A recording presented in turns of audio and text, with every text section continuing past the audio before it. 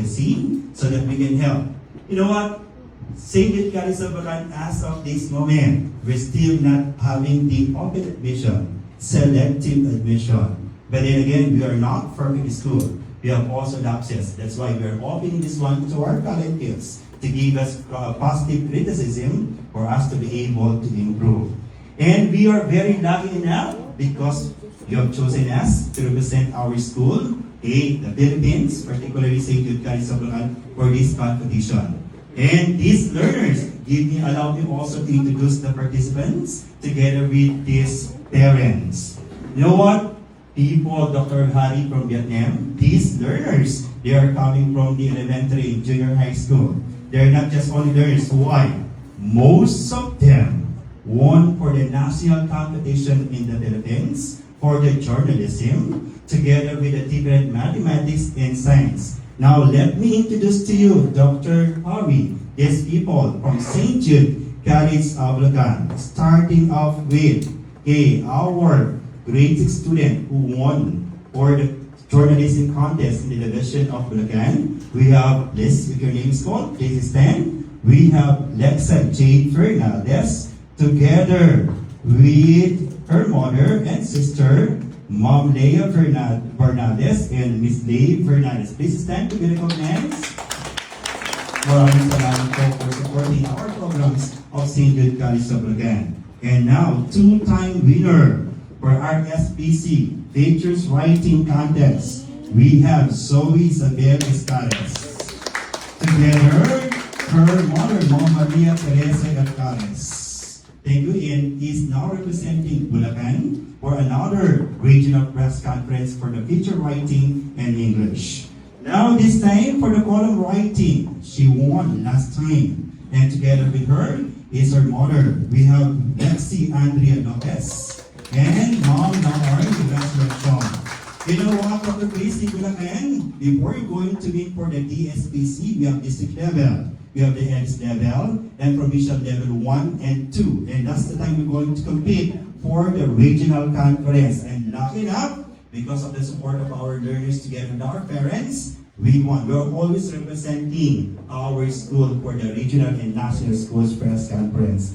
And the two-time champion for masiling na pagkukwento to for the Bulacan Private Schools Association, together with the writing contest. Together with her is the mother and the tito. We have Brianna Micaela Serapio, the mom Maribel Serapio, and we have a pilot. He's the pilot, Mr. Timothy Tejones.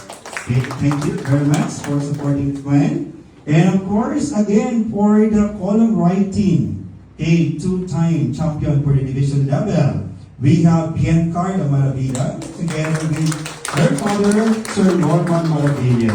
Thank you for coming po. And of course, for science writing for the division level, she won for that. And of course, with two companions with the mother.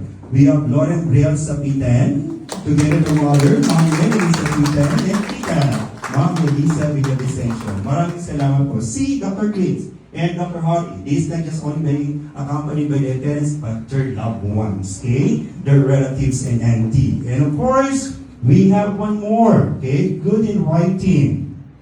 Okay, we have from grade 9, Mr. John Andrea Gonzalez, together with his mother, Ma'am Michelle Gomez. Maraming salamat po for that, okay? Thank you very much.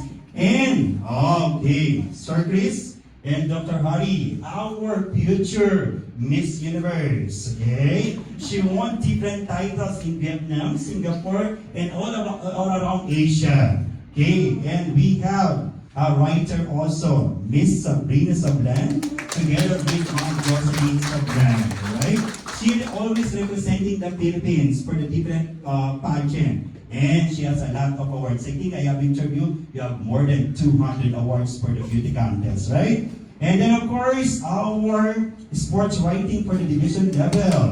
Okay, accompanied not just only the mother, the father, but also his sister. We have Mr. Kyle Christopher Ramos, together with Ma'am Sheila Ramos, Mr. Ramos, the father, let's see, Elise Ramos. Maraming salamat din. And of course, alright, my daughter, okay? one for the declamation in the region 3, at the same time for the column writing, and of course accompanied by my wife, my daughter, and also the guidance counselor. None other than, let's welcome Miss Maria Diana Cali Castro.